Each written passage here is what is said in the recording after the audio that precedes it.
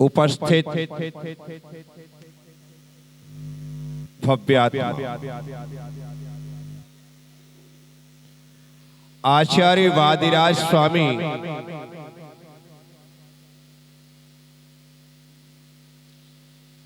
एक ही भाव स्तोत्र जी की 10वीं गाथा में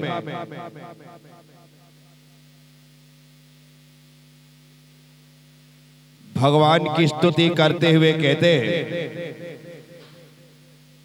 हत्यः प्राप्तो मरुदपि भवन मूर्ति से लोप बाहि सत्यः पुंसाम निरवधिरुजा धूलिबंधम धुनोति ध्यानाहूतो हृदय कमलम यस्य तो त्वयं प्रविष्टा तस्यासक्यः कयो भुवने देवलोकोपकारः। हे भगवान, आपके शरीर का स्पर्श करने वाली हवा, आपके शरीर का स्पर्श करने वाली हवा लोगों के रोगों को दूर कर देती। तब ध्यान के द्वारा बुलाए गए आप जिसके हृदय में विराजमान हैं, उसके लिए कौन सा लोकोपकार है जो अशक्य है।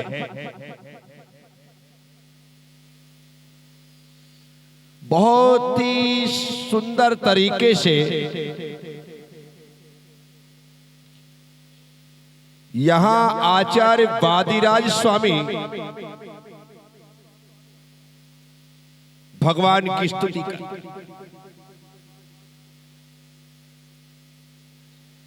जो लोग सिर्फ दर्शन करके संतुष्ट हैं, उनसे मैं कहता हूं,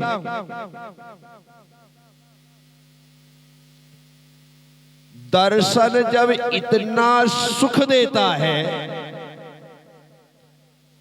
तो स्पर्शन का क्या आनंद होगा। और स्पर्शन के लिए इस ड्रेस में आना जरूरी है। सिविल ड्रेस में दर्शन तो हो सकते हैं, लेकिन भगवान का स्पर्शन सिर्फ मंदिर की ड्रेस में हो सकता है। मंदिर की ड्रेस धोती और दुपट्टा पुरुषों के लिए, केसरिया साड़ी महिलाओं के लिए। कुछ भी पहन करके मंदिर आ गए, ये विदाउट ड्रेस स्कूल जाने वाले बच्चों को जैसे पनिशमेंट मिलता है, वैसे ही अदवा तदवा कोई भी कपड़े पहन करके मंदिर जाने वालों को पुण्य तो मिलता है, लेकिन पनिशमेंट भी मिलता है। इसीलिए जो पोशाक निश्चित है उसे आउट ऑफ डेट मत करिए। स्नान करने के पश्चात मंदिर आना है तो धोती दुपट्टा पहन करके ही आओ। खुद के कपड़ों का आनंद अलग होता है और मंदिरों के कपड़ों का आनंद अलग। वो दादाजी खुद के कपड़े पहन के बैठे हैं, अलग ही दिखाई दे, और ये बीच के 5 लोग मंदिर के कपड़े पहन के बैठे हैं, अलग ही दिखाई दे। क्या मंदिर के कपड़े तो मंदिर के कपड़े, सार्वजनिक व्यवस्था है। हम स्वयं के कपड़े पहन करके भगवान की सेवा करें, उसकी फीलिंग देखना, और मंदिर के मैले कुचेले गंदे फटे अलग अलग प्रकार के वो कपड़े जो किसी ने उतार करके रखा था, जिसका शरीर खुजली वाला था, और दूसरे दिन आपको पहनना पड़ा। ये मंदिर की व्यवस्था तो सिर्फ कभी किसी कारणवश बाहर से आ जाने वाले लोगों की व्यवस्था के तौर पर किया गया था। हम अपने कपड़े पहनने की कोशिश करें। देखो, मंदिर के कपड़े लोग किस प्रकार से उतार के नहीं फेंक के जाते हैं, वो आप जिस कपड़े में कपड़े खोले जाते हैं, पहने जाते हैं, आप वहां देख सकते हैं। फेंक के जाते, उतार के नहीं जाते। और खुद के कपड़े हों तो कितने अच्छे तरीके से उतार करके, समेट करके, थैली में, डिब्बे में रख करके ले जाया जाता है, आप खुद देख सकते हैं। तो जिस प्रकार से मंदिर के कपड़े तुम फेंकते हो ना, बस समझ जाना कि वैसा ही पुण्य तुमको मिला है फेंकने जैसे। कोशिश करो, खुद के कोई घर ज्यादा दूर नहीं, सबके घर पास पास है। आधा किलोमीटर, पौन किलोमीटर, 1 किलोमीटर भी हो तो इतनी सुबह सुबह मॉर्निंग वॉक होना चाहिए।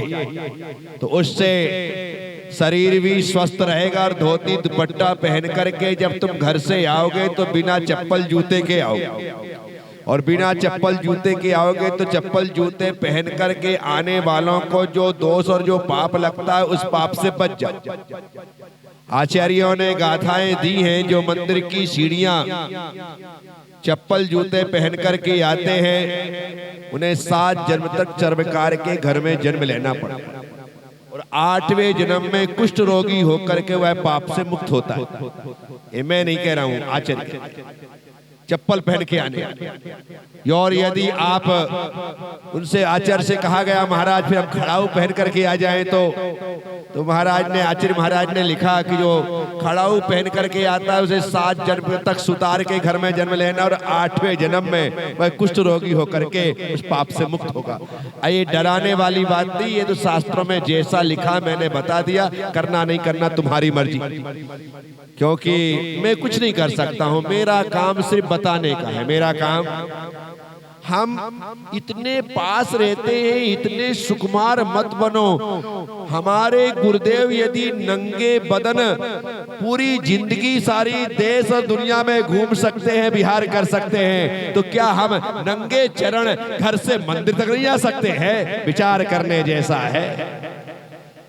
फिर एक बात, लोग चप्पल पहन करके आते हैं, और चप्पल कहाँ खोलना चाहिए लोगों को ये पता नहीं। भगवान के सामने, एकदम सामने ही खोल दे। भले वो गेट है, कई ऐसे मंदिर, या तुम्हारा मंदिर तो ऐसा है कि एक बेदी यहाँ, एक बेदी यहाँ है, और तुमको अंदर यहाँ से आना है। लेकिन कई ऐसे मैंने मंदिर देखे हैं, एकदम भगवान सामने होते और लोग सामने ही चप्पल उतारते। अभी तुम्हें चप्पलों की पार्किंग नहीं आती, गाड़ियों की क्या आएगी? है चप्पल कहाँ खोलना है, खोलने के बाद किस तरह से पैर धोना है। पहली बात तो चप्पल जूते पहन करके मंदिर आना है। आ गए हो तो उन्हें किस तरह से खोलना है और कैसे पैर धो करके भीतर प्रवेश करना है। बहुत से लोग जूते खोल करके सॉक्स के साथ भीतर आ जाते हैं, अंदर तक। मंदिरों में अशुद्धताएं कितनी बढ़ रही है। यहाँ पर भगवान का अभिषेक होता है, पास में टेबल लगा रखी है, वहां पर पांडुक शिला में भगवान का अभिषेक होता है।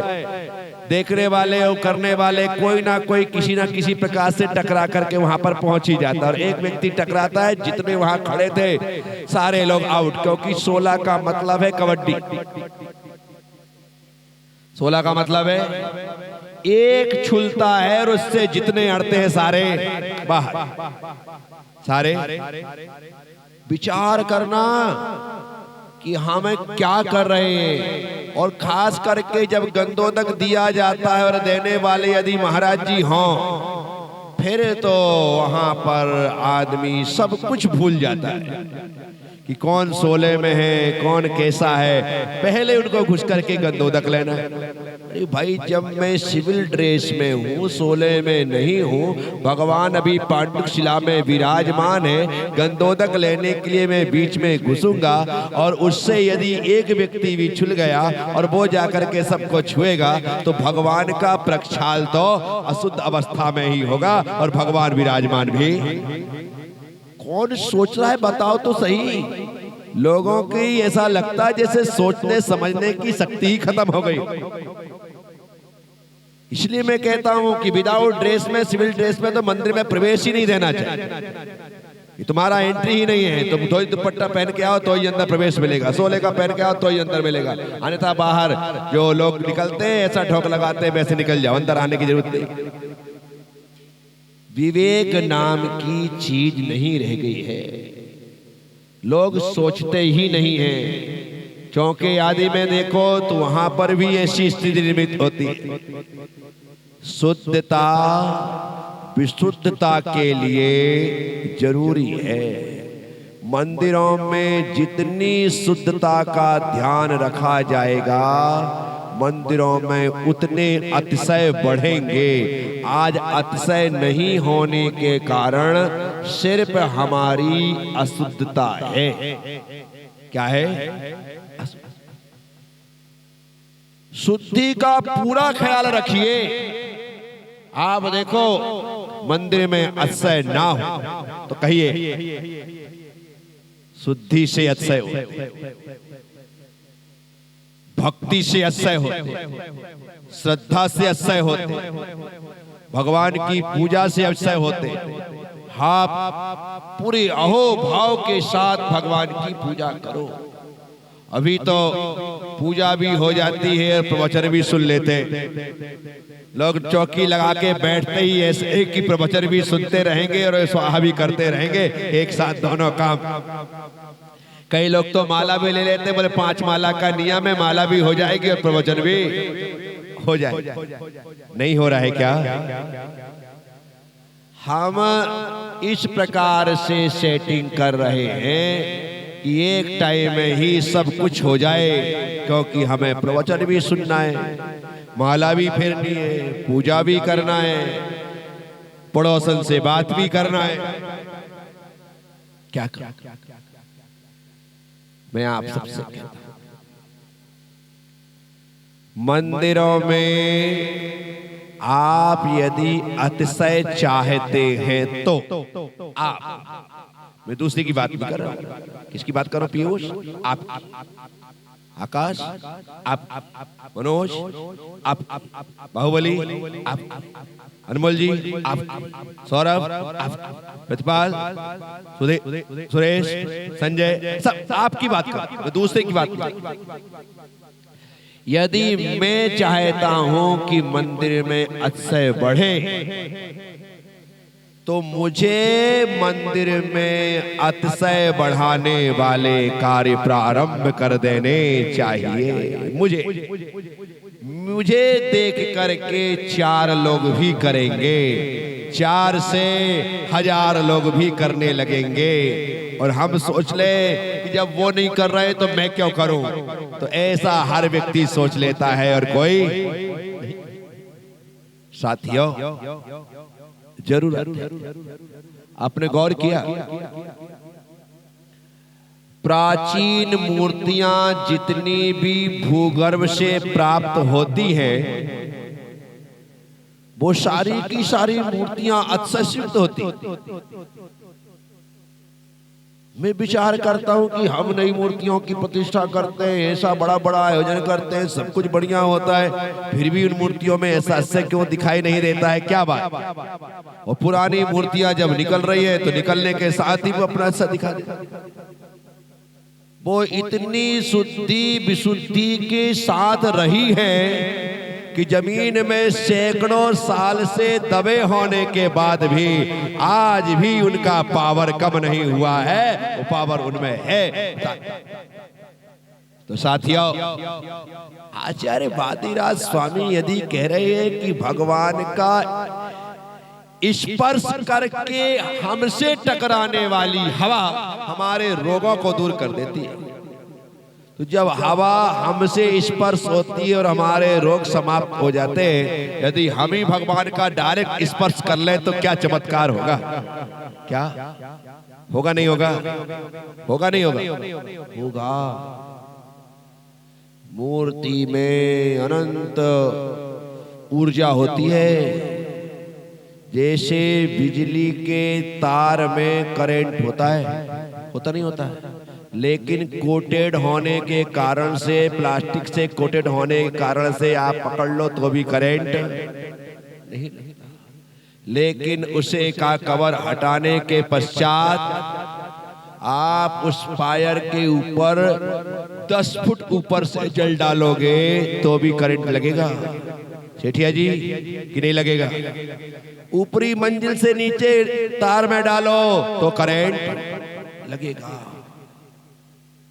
बस भगवान की सेवा पूजा के साथ भी यही है। आप बराबर तरीके से शुद्ध मन से, बिना ग्लोव पहने हुए, हाथ में अभिषेक का कलश लेकर जैसे ही भगवान के ऊपर यूं ढालते हो, तुरंत भगवान की संपूर्ण ऊर्जा उस जल से प्रवाहित होकर के हमारे कलश में, और कलश से प्रभावित होकर के हमारे शरीर में तरंगायित होने लगती है। हमारे शरीर में तरंग। इसलिए भगवान का यह हम गंधोदक के लिए लालायित होते। क्यों होते? गंधोदक मिल जाए। जब तक वह भगवान के ऊपर नहीं गया था संजय, तब तक वो क्या था? जल था, उससे हाथ धोए जा रहे थे। जब तक भगवान का स्पर्श नहीं किया था तब तक उससे हाथ धोए जा रहे थे। और जैसे ही भगवान का स्पर्श किया, उसने हमारे मन को, हमारी आत्मा को धोना प्रारंभ कर दिया। निर्मलम निर्मलीकरणम पवित्रम पापनाशनम जिन गंधोदकम बंदे। गजब हो गया। इस कलश में है तो सिर्फ हाथ धोता है, और इस कलश में है तो आत्मा को धोता है। कोई फर्क नहीं पड़ा है।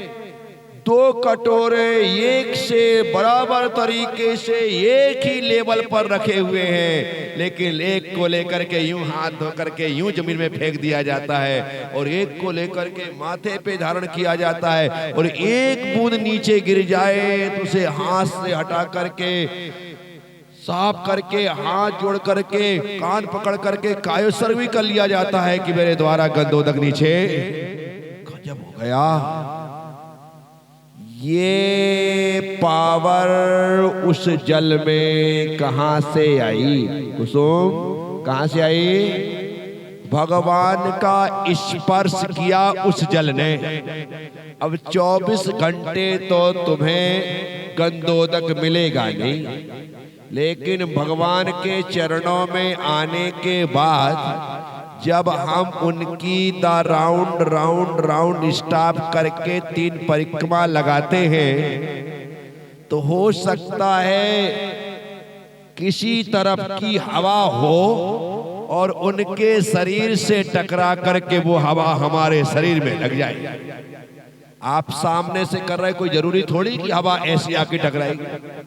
परिक्रमा लगाने का जो साइंटिफिक रीजन है, क्या हमें भगवान के चारों तरफ से दर्शन हो जाए। यार तू सामने ही ढंग से कर ले यार, है नहीं। हवा का रुख कैसा है पता नहीं, हवा का रुख। तो ये काम करते अपन राउंड लगाते। क्या लगाते? राउंड। पूरब से पश्चिम चले या उत्तर से दक्षिण चले, पश्चिम से पूरब चले या दक्षिण से उत्तर चले, कहीं ना कहीं से तो हवा टकरा करके मेरे शरीर का स्पर्श करेगी। और जैसे ही शरीर का स्पर्श होगा मैं सभी प्रकार के पाप ताप संताप से मुक्त हो जाऊंगा। आचार्य वादिराज स्वामी कह रहे मैं नहीं कह रहा। भगवान के शरीर के स्पर्श से स्पर्शित जो हवा है वह हमारे शरीर को छूती है, तो जिसके शरीर का वह स्पर्श करती है वह रोगों से मुक्त हो जाता है। ऐसा परिक्रमा लगाने का जो साइंटिफिक कारण है वह यही है कि उनके शरीर को स्पर्श करने वाली हवा हमारे शरीर को स्पर्श, इसलिए परिक्रमा लगा। अब देखो आचार्य सरमती सागर जी महाराज तपस्वी सम्राट से जब मैं कई बार उनके दर्शन का लाभ मुझे मिला, सौभाग्य रहा मेरा कि उन महान आचार्य के दर्शन का लाभ मुझे। जब मैं ग्यारसपुर में उनसे मिला था, उनके दर्शन मैंने किए थे, तो मैं दर्शन करके परिक्रमा लगा रहा था। ऐसे दर्शन करते? हाँ, ऐसे ही बताया। बोल नहीं, पहले परिक्रमा लगाओ फिर दर्शन करो। पहले परिक्रमा लगाओ और फिर, क्योंकि परिक्रमा लगा करने के बाद ही दर्शन करना है, पहले दर्शन नहीं। ठीक। बाद में जब मैंने शास्त्रों को पढ़ा समझा तो मुझे पता लगा कि सौधर्म इंद्र जब भगवान के जन्माभिषेक के लिए धरती पर आता है तो पहले पूरे कुंडलपुर की 3 परिक्रमा लगाता है, पूरी अयोध्या की 3 परिक्रमा लगाता है, पूरी बनारस की 3 परिक्रमा लगाता है। उसके बाद नगर में प्रवेश कर, उसके बाद तो पहले परिक्रमा लगा करके भगवान के दर्शन करना है। परिक्रमा लगा करके ज्यादातर लोग दर्शन करके परिक्रमा लगाते हैं। बोलो कौन कौन ऐसा करता है? दर्शन करके परिक्रमा वाले हाथ उठाओ। सारे एक से मैं भी एक दिन ऐसा ही था, मैं भी एक दिन ऐसा ही था, लेकिन आचार्य सरमती सागर जी महाराज ने कहा कि बेटा परिक्रमा लगा करके। अब आज इस काव्य पर बोलते हुए मुझे एक बात और समझ में आ गई कि परिक्रमा लगा के दर्शन, कि बेटा परिक्रमा लगाएगा और उस बीच में तुझे हवा लग गई, यदि तू अस्वस्थ भी आएगा पर से ही तू स्वस्थ हो जाएगा। अब दर्शन में पूजन में तेरा खूब मन लगने वाला, दर्शन में पूजन में तेरा खूब मन लगेगा। अन्यथा तू दर्शन करके फटाफट आज मेरी हिम्मत नहीं है, आज मन नहीं है, कैसा कैसा लग रहा है, आज तो बड़ी बेचैनी सी हो रही है, आज हरारत सी दिखाई दे रही है, आज बहुत क्या। तो आचार्य वादिराज स्वामी कहते हैं ये नाटक मत कर, चल 3 परिक्रमा लगा, भगवान की हवा लगेगी और उस हवा से बढ़कर के कोई दवा, स्वस्थ हो जा। अब बैठ करके तू दर्शन कर, पूजन कर, सब में मन लगे। तो इसीलिए ये बातें बड़ी छोटी छोटी है, लेकिन हमारे जो रोजमर्रा की दिनचर्या है उसके लिए बड़ी काम। जो लोग आचार्य सरमती सागर जी महाराज की बात को मान देंगे वो बराबर तरीके से कल से ही पहले परिक्रमा, बाद में मैंने तो माना और चालू कर दिया। या तो मैं लगाते नहीं और लगाऊंगा तो पहले परिक्रमा लगा करके। तो साथियों, भगवान के शरीर की स्पर्शित वायु हवा हमारे रोगों को दूर कर। एक तो हवा दवा है। हवा गार्ड वाली नहीं, गार्डन वाली। उस वाली लोग जो सुबह विश्राम बाग घूमने जा रहे हैं, जो बाहर घूम रहे हैं, मैं लोगों से कहता हूं अनादिकाल से घूम रहे हो और कब तक घूमोगे? संजय कल कहा था ना तुमसे, अनादिकाल, बाहुबली तुम भी थे, अनादिकाल से घूम रहे हो, कब तक घूमोगे? गार्डन में मत घूमो, घूमते ही रहोगे। इतना अच्छा मंदिर है तुम्हारा गुमास्ता नगर का, आराम से यहाँ से ढोक लगा करके प्रारंभ करो और इस मंदिर की छोटी बड़ी मझोल जैसी चाहो वैसी परिक्रमा लगा लो। आप इसकी 3, 5, 7, 11 परिक्रमा लगा लो, तुम्हारा घूमना भी हो जाएगा और भगवान की परिक्रमा के कारण संसार का भटकन समाप्त हो जाएगा। इसलिए घूमना ही है तो भगवान के चारों तरफ घूमो। कहाँ घूमो? गार्डन में नहीं, गॉड के चारों तरफ घूमना है। वह हमारे संसार को काटने में कारण क्रिया वही होगी, लेकिन पुण्य पाप में अंतर हो जाएगा। गार्डन में घूमोगे पापाश्रय होगा और मंदिर के चारों तरफ परिक्रमा लगाओगे पुण्याश्रय होगा। क्या होगा? पुण्य। लेकिन परिक्रमा लगाना तो चप्पल उतार के लगाना। क्या लगाना? तो उससे डबल फायदे होंगे। एक तो चप्पल उतार के परिक्रमा लगेगी और दूसरा एक्यूप्रेशर होगा। क्या होगा? और एक आध शानदार वाला कंकर लग गया तो एक्यूपंक्चर भी होगा। क्या होगा? जो हमें पूरी तरह से स्वास्थ्य लाभ देगा। तो नंगे पैर परिक्रमा लगाने से डबल फायदा, स्वास्थ्य लाभ और धर्म लाभ। स्वास्थ्य लाभ और धर्म लाभ। तो इसलिए हम तो बनिए के बेटे हैं, हम तो ज्यादा से ज्यादा लाभ देखते हैं। तो मैंने आपको लाभ वाला काम बताया है। आप ऐसा करके लाभ। रोज खाना किस किस घर में बनता है? तुम्हारे यहां मंदिर में खाना नहीं होता रोज? क्या खाना किस घर में बनता है रोज? कमलेश, रोज पक्का? शारदा रोज बनाती है? अरे रे रे रे। रूबी तुम्हारे यहां भी रोज बनता है? रूपाली खाना रोज बनता है। खाने में क्या बनता है? वही रोटी, दाल, चावल, सब्जी। बोलो हाँ।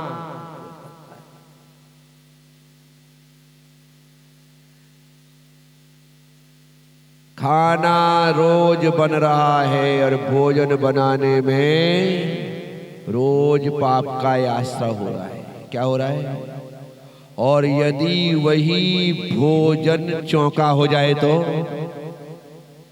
वही भोजन चौका हो जाए तो क्या हो जाएगा?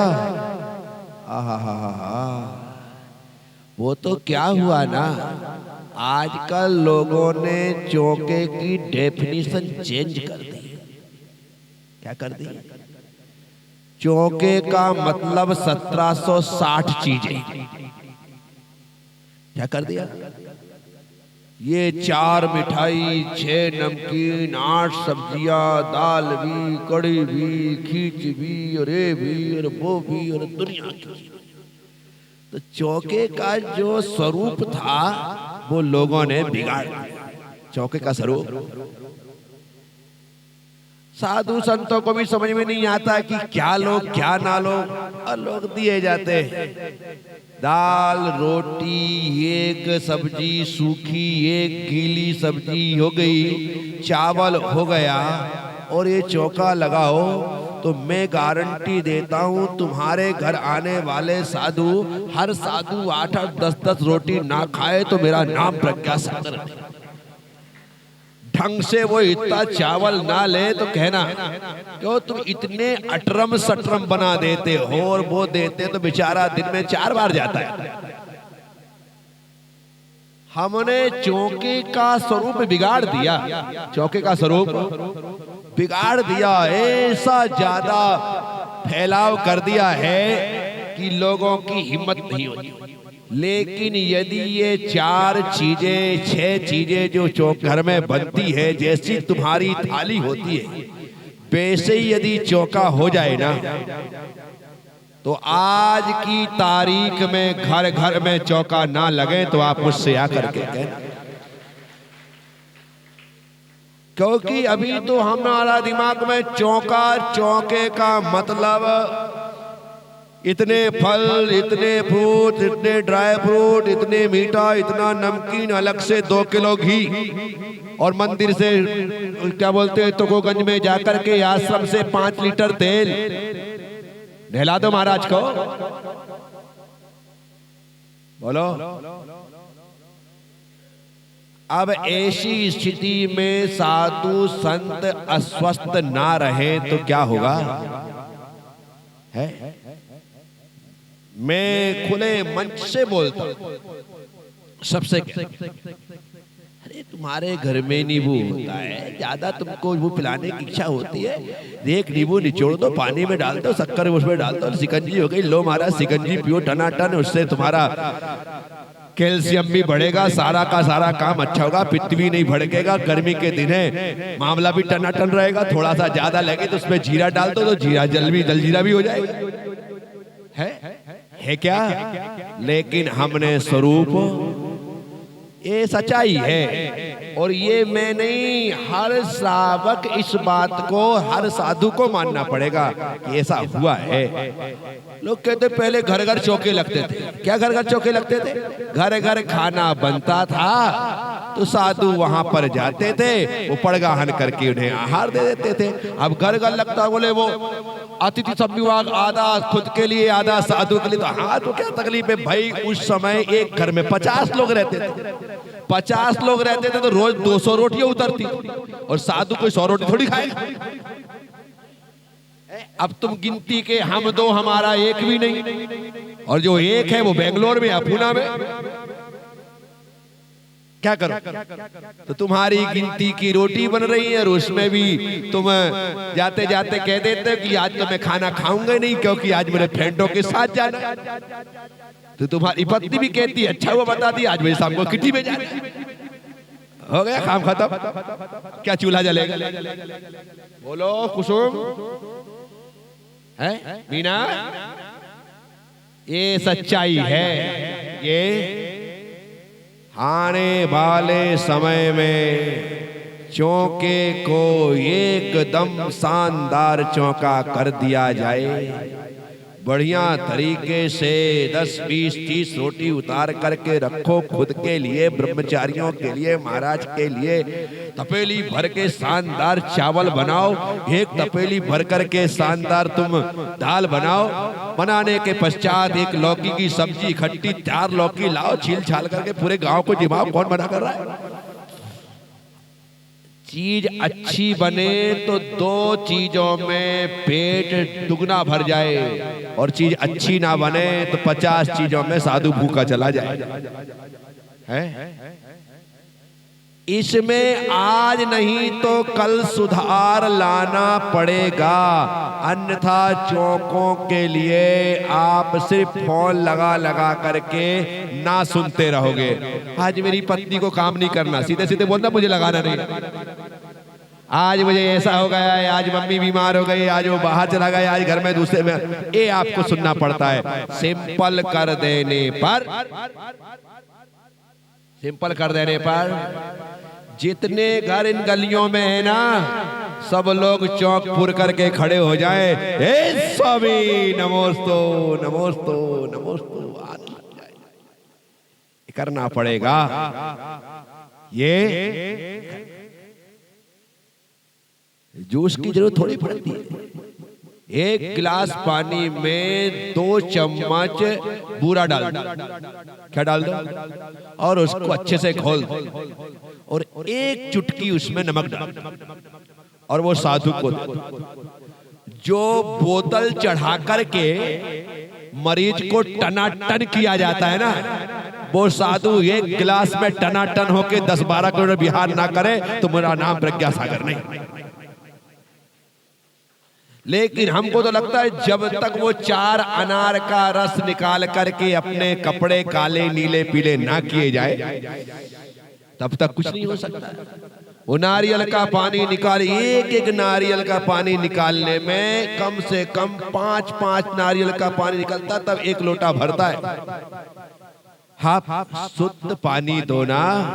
नारियल का पानी बहुत पौष्टिक नहीं लाया आपका, लोगों को दिमाग में बैठ गया कि इससे बहुत कुछ होता है। ये सब भ्रम है, ये सब। अरे महाराज जी एक ही बार खाते हैं तो सब कुछ देना पड़ता है।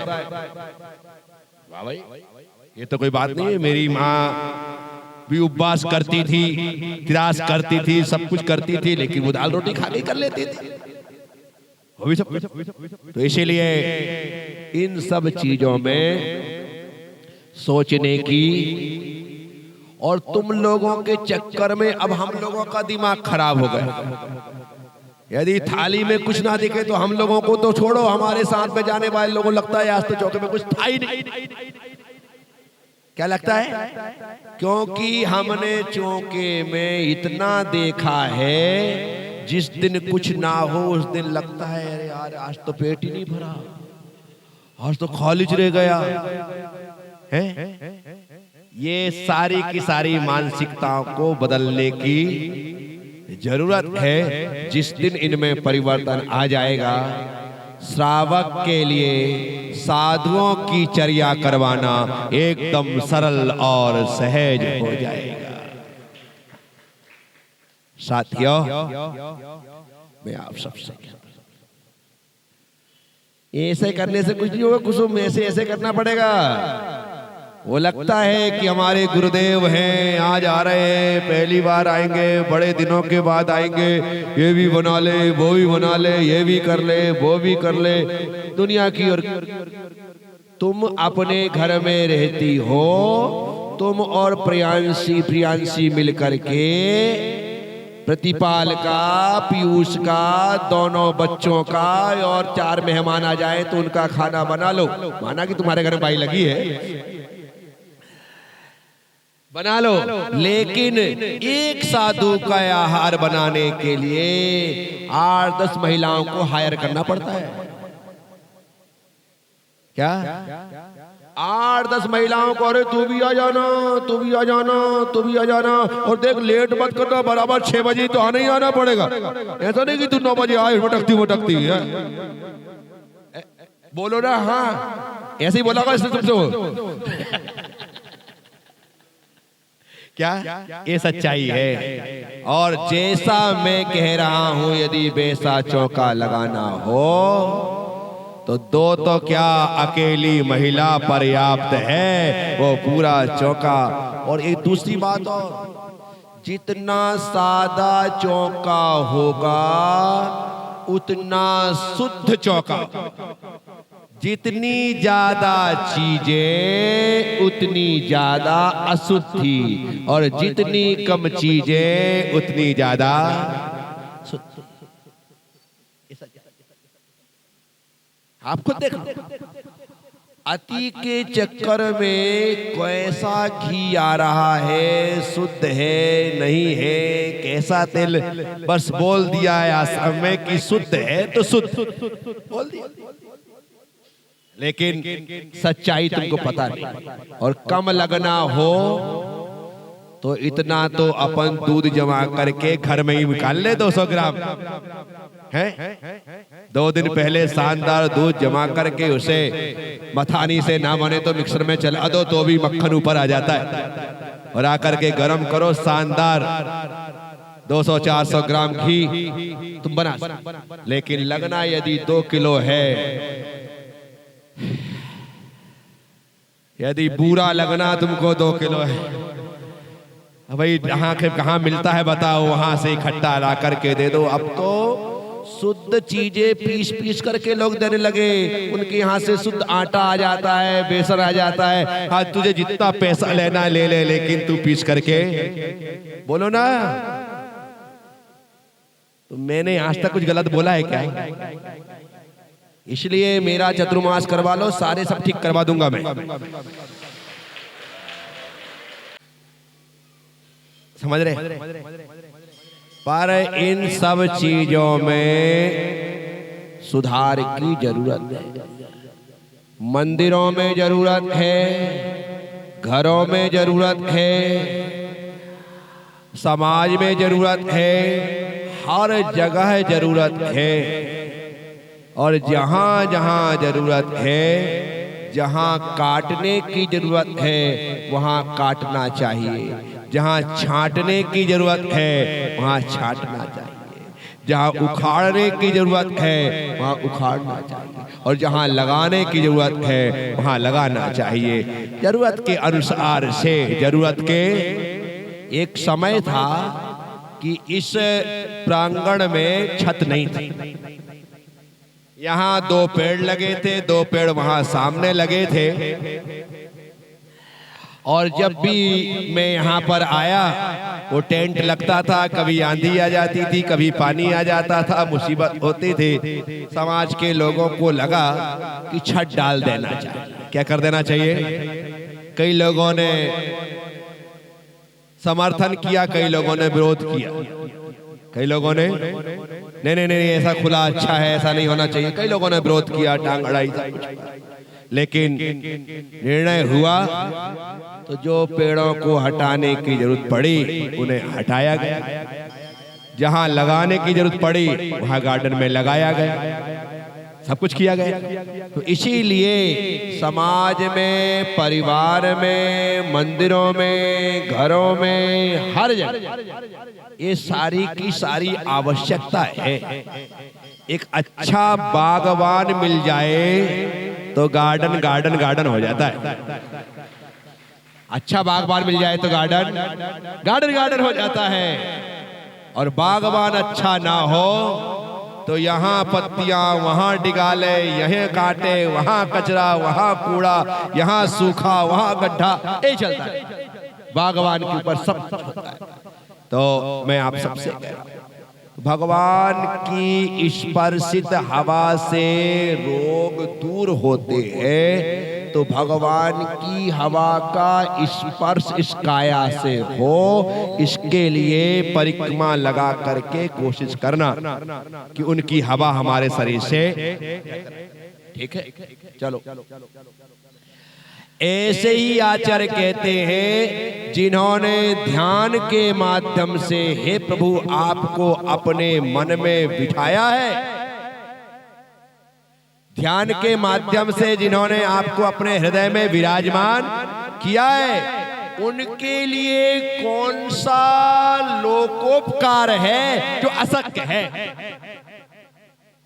जिसके भीतर स्वयं भगवान आकर के बैठ गए। देखो, भगवान को अपने भीतर बिठाने का एकमात्र तरीका, एकमात्र उपाय ध्यान है। क्या है? ध्यान के माध्यम से भगवान का जो अक्ष है वो ज्यों का त्यों हमारे हृदय में अंकित हो जाता है।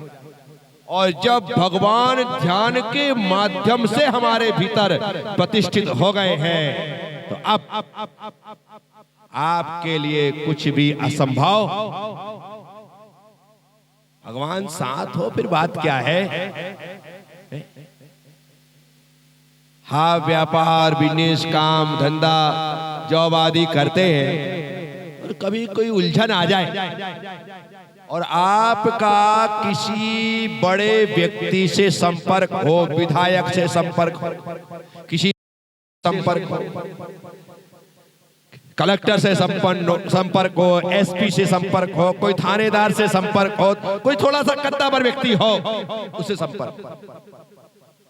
आपको सबसे पहले उसकी याद आती है, अरे यार वो व्यक्ति काम कर सकता है। जैसी मोहन यादव ने शपथ ली थी ना, और सबको पता है कि वो अपना भक्त है। मेरे पास इतनी फाइल आई, इतनी फाइल आई मेरे पास कि आपको मैं क्या बताऊं। जिसे देखो वो मेरे पास फाइल लेके आ जाता है, गुरुदेव मोहन जी आएंगे, आप उनको तक फाइल पहुंचा देना। और मैंने कहा यार बता, वो व्यक्ति मुझसे जुड़ा हुआ है और मेरे पास फाइल पे फाइल, कहीं यहाँ की कहीं वहाँ की, कोई व्यक्तिगत लोग ले करके कि आप जैसा बोलोगे वैसा कर देंगे। यहाँ तक बोला कि यदि उनको कुछ देना भी पड़े तो वो भी दे भी देंगे। मैंने कहा बताओ, लोगों ने उसकी श्रद्धा को अपना काम का जरिया बना लिया कि उस तक तो नहीं पहुंच सकते गुरुदेव के माध्यम से। तो मैं सबसे एक ही बात कहता हूं, मैं मोहन यादव से बोल तो सकता हूं, लेकिन तुम्हारी बातों को नहीं। धर्म पर यदि कोई संकट आएगा तो सबसे पहले मैं ही उससे कहूंगा कि भाई इस बात धर्म पर संकट आएगा, जब तुम्हारा आया तो अपने स्तर पर निपटो, मैं वो नहीं कर सकता। धर्म पर संकट होगा क्योंकि मैं धर्म गुरु हूं, तो धर्म की रक्षा मेरा करना मेरा काम है। उसके लिए मैं जरूर बात भी करूंगा और प्रेशर भी डालूंगा, लेकिन तुम्हारे लिए ये पॉसिबल नहीं है। अन्यथा मेरी तो ये पोथी पुराण खत्म होकर के दिन भर फाइल ही निपटाते रहे। तो बड़े से संपर्क हो जाने पर ऐसी स्थितियां निर्मित होती। तो आप पर कोई संकट आता है तो सबसे पहले बड़े का याद आता है। मैं आपसे कह रहा हूं, जीवन में कोई संकट आए तो इनसे बड़ा कोई नहीं है, इनसे बड़ा कोई नहीं है। और यदि ना सुने तो मुझसे संपर्क कर सकते हैं। क्या डायरेक्ट यदि तुम्हारा कनेक्शन नहीं हो पा रहा तो ठीक बाया, क्या कि गुरुदेव प्लीज मेरी फाइल वहां तक पहुंचा दो, तो मुझे लगेगा हाँ तुम्हारी फाइल मोक्ष मार्ग की है तो पहुंचा दूंगा, और तुम्हारी फाइल संसार मार्ग की है तो ठंडे बस्ते में